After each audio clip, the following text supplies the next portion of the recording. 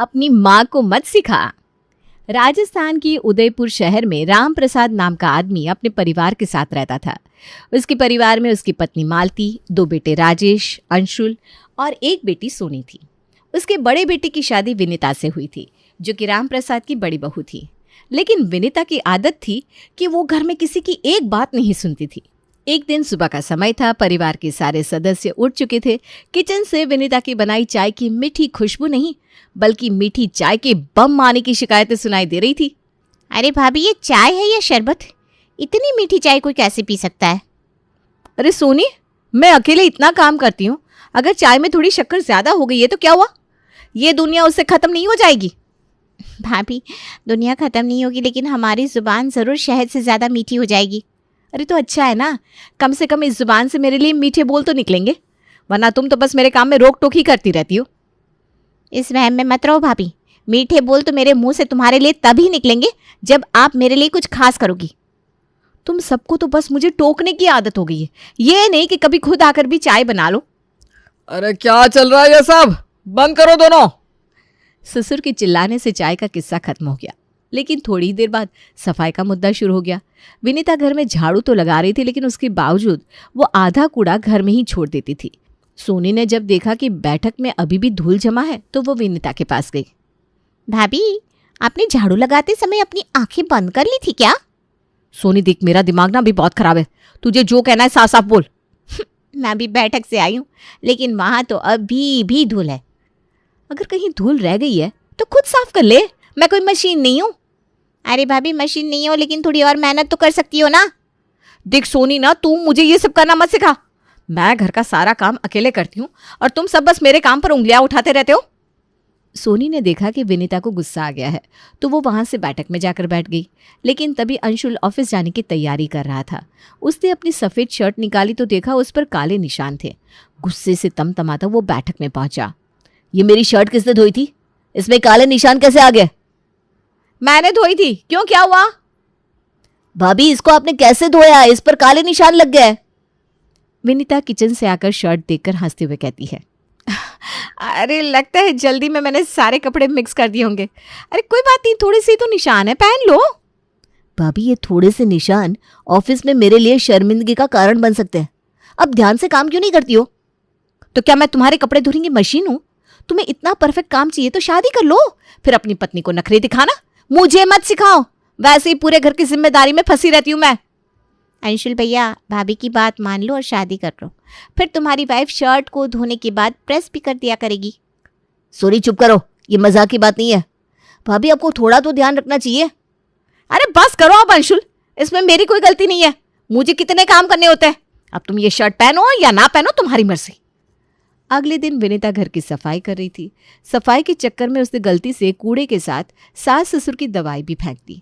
जब मालती ने खाने के लिए अपनी दवाई ढूंढी तो दवाई गायब थी। परेशान होकर उसने विनीता से पूछा, विनीता, मेरी और तुम्हारे पापा जी की दवाई कहाँ है? अब मुझे क्या पता मम्मी जी, होगी यहीं कहीं। मेरी दवाई का समय हो गया है बेटा, मुझे दवाई ढूंढ कर दे। विनीता बड़बड़ाते हुए दवाई ढूंढने लगती है। तभी उसे ध्यान में आता है कि गलती से उसने दवाई कूड़े के साथ फेंक दी है। वो ये बात आकर मालती को बताती है। मम्मी जी, मुझे लगता है मैंने गलती से सफाई करते वक्त कूड़े के साथ दवाई भी फेंक दी। दवाई फेंक दी? तुम्हें होश भी है बहू कि तुम क्या बोल रही हो? मम्मी जी, इतना सब संभालना पड़ता है, गलती हो गई तो क्या हुआ, मैं राजेश को कहकर दूसरी दवाई मंगवा देती हूँ ना। वाह भाभी, गलती भी आपकी, दूसरी दवाई लाने का आइडिया भी आपका। बहू, तुम्हारी ये लापरवाही बर्दाश्त नहीं होगी। दवाई फेंकना कोई छोटी बात नहीं है। सबको मेरी गलती दिखती है पिताजी, लेकिन मेरी मेहनत कोई नहीं दिखता।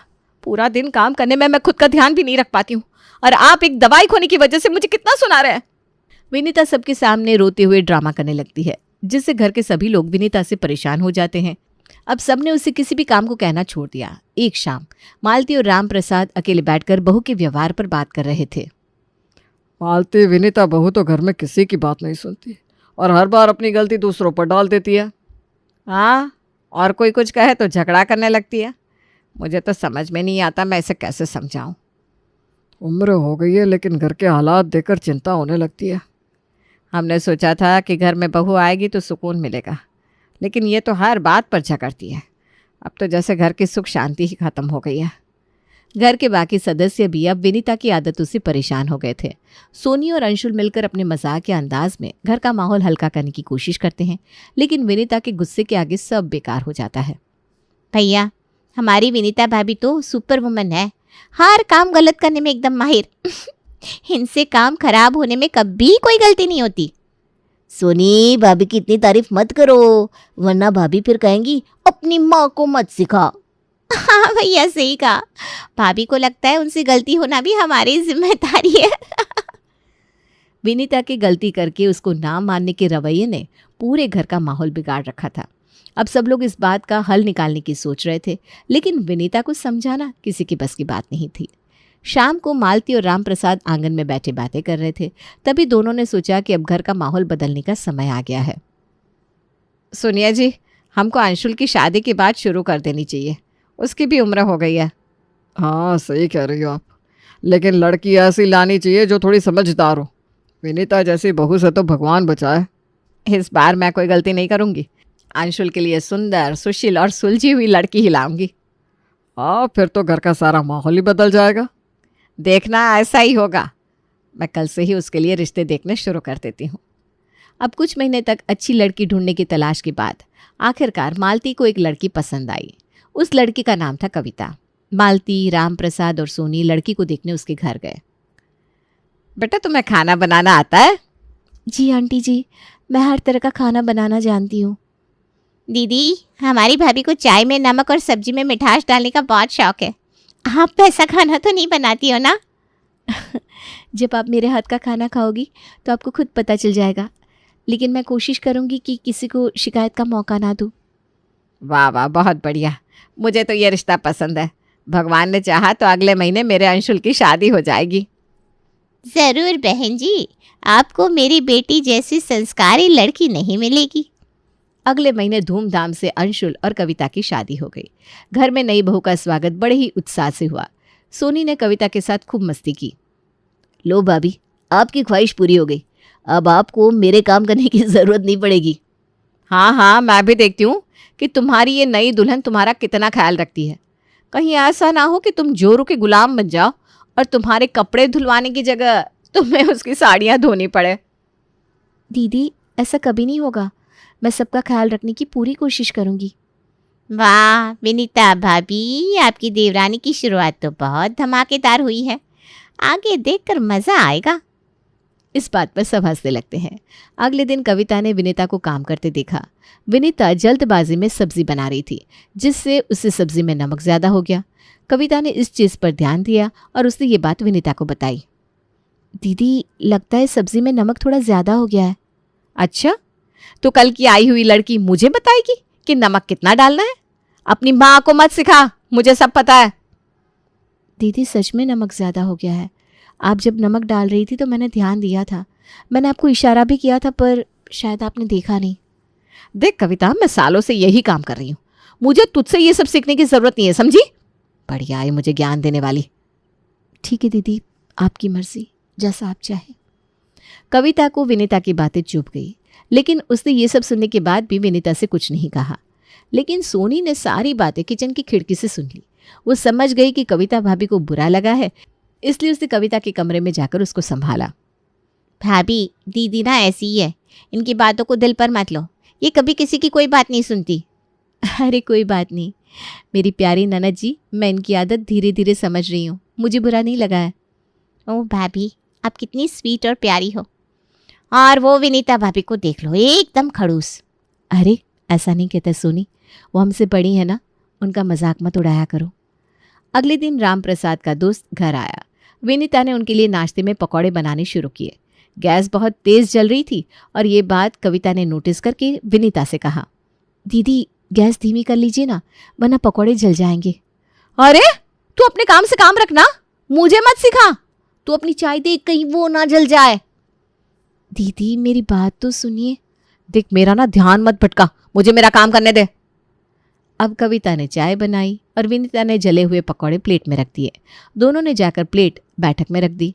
जब राम प्रसाद के दोस्त संजीव ने पकौड़े खाए तो जले हुए पकौड़े से उनके मुंह का स्वाद बिगड़ गया और उनका गुस्सा फूट पड़ा। राम प्रसाद, तुम्हारी बहू को पकोड़े बनाने भी नहीं आते क्या? सारे जले हुए पकोड़े खिला दिए मुझे। अरे अंकल जी, आपको खाने की तमीज है कि नहीं? लगता है आपके घर में आपको खाना नहीं मिलता, इसीलिए दूसरों के घर में खाकर उल्टा उनको ही ताने मारते हो। राम प्रसाद, तुम्हारी बहू को बोलने की भी तमीज नहीं है। मैं यहाँ पकोड़े खाने नहीं, तुमसे मिलने आया था।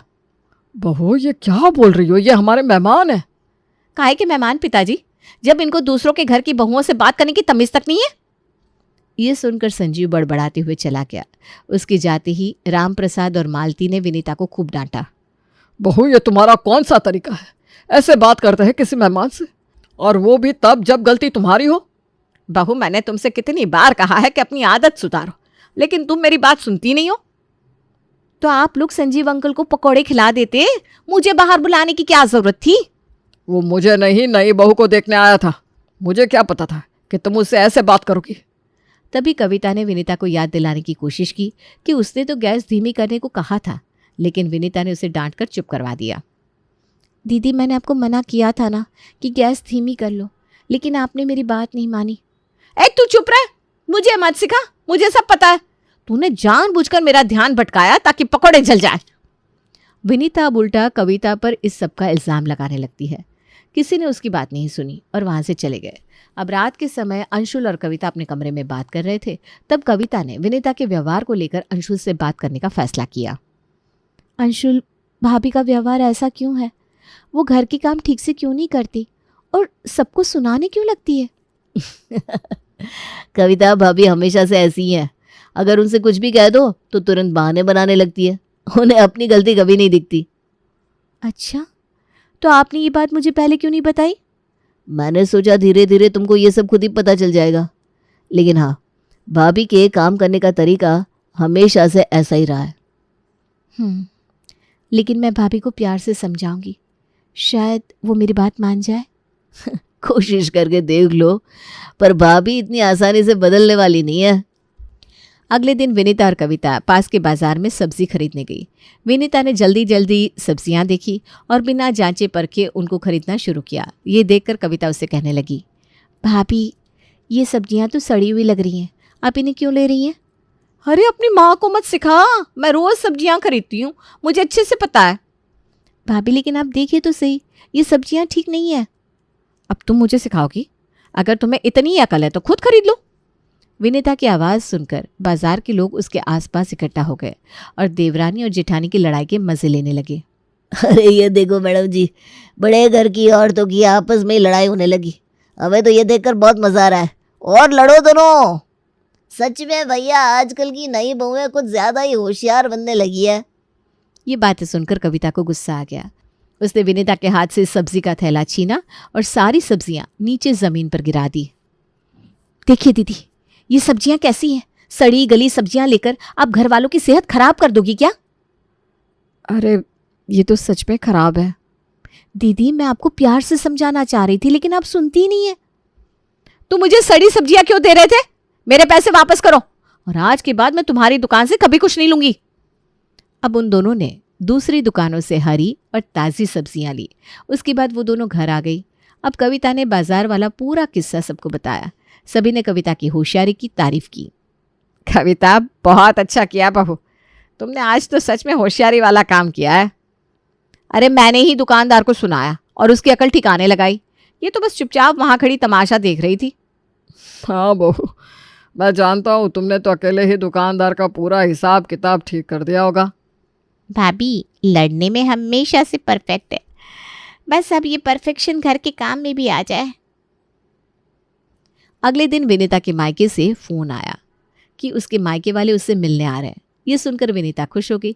उसने खुशी से सभी के लिए खाना बनाने का फैसला किया। मम्मी जी, आज मैं सबके लिए खाना बनाऊंगी, फिर देखना सारे घर वाले मेरे खाने की कितनी तारीफ करेंगे। ठीक है बहू, पर ध्यान रखना खाना अच्छा बना। खाना बनाते हुए विनीता को कविता से ये पता चला कि उससे चावल ज़्यादा गीले हो गए हैं, सब्जी में नमक ज़्यादा पड़ गया है और आटा ठीक से गूथा नहीं है। अब उसे समझ में नहीं आ रहा था कि वो क्या करे। अब मैं क्या करूं? आज मेरे मायके वालों के सामने मेरी इज्जत मिट्टी में मिल जाएगी। तभी विनीता के मायके वाले आ गए और सब मिलकर उससे बातें करने लगे। विनीता की माँ ने उसका हाथ पकड़कर उसको अपने पास बिठा लिया। अब मौका देकर कविता ने किचन में जाकर सब संभाल लिया। उसने चावल में ब्रेड डाले, सब्जी में आटे की गोलियां डालकर नमक का स्वाद ठीक किया और आटे को फिर से अच्छे से गूंथ दिया। अरे विनीता, अब क्या बातों से ही अपने मम्मी पापा का पेट भरोगी? खाना लगाओ बेटा। जी अभी लगाती हूँ मम्मी जी। दीदी आप बैठो, मैं और सोनी खाना लगा देंगे। आज ये खाना खाकर मेरे घर वाले और ससुराल वाले मेरे बारे में क्या ही सोचेंगे। कैसे भी करके मुझे आज बचा लो भगवान। खाने के बाद विनीता के मायके वालों और घर वालों ने मिलकर खाने की जमकर तारीफ की। ये सुनकर विनीता हैरान रह गई। विनीता, ये खाना तो बहुत लाजवाब है, इसमें तुम्हारी मेहनत साफ दिख रही है। सच में बेटा, आज का खाना मुझे हमेशा याद रहेगा। धन्यवाद माँ पापा। थोड़ी देर बाद विनीता के मायके वाले चले गए। तब सोनी ने मस्ती में विनीता से कहा, भाभी, ये खाना कविता भाभी ने ठीक किया है। क्या कविता, तुमने ये सब किया? लेकिन कैसे? भाभी, सब्जी में नमक ज़्यादा था तो उसमें आटे की गोलियां बनाकर डाल दी। चावल गीले थे तो उसमें ब्रेड डाल दिए और आटा दोबारा अच्छे से गूंथ दिया, जिससे ज़बरदस्त पूड़ी बन गई। ये सुनकर विनीता को अपनी गलती का एहसास हुआ। उसने सबके सामने कविता से माफ़ी मांगी। कविता, तुमने मेरी इज्जत बचा ली, तुम्हारा बहुत बहुत धन्यवाद। दीदी, आपकी इज्जत हमारी इज्जत है। मुझे माफ़ कर दीजिए।